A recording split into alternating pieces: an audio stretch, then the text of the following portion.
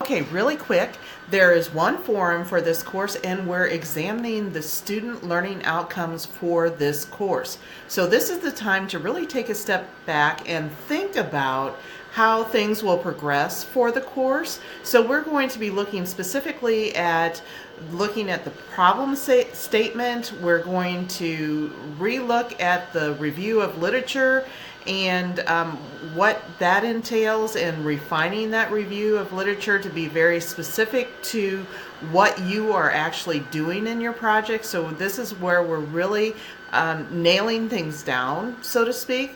So we're going to also be looking at those very specific design methods that will be so critical as you move forward in completing the IRB requirements. So take a step back, think about all those components, and just kind of formulate your thoughts based on these outcomes.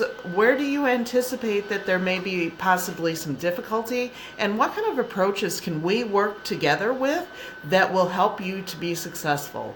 So let me know if you have any questions, but I look forward to your feedback. And just because the comments due June the 27th doesn't mean that you can't answer that earlier if you're progressing in the course. So thank you so much, and take care now.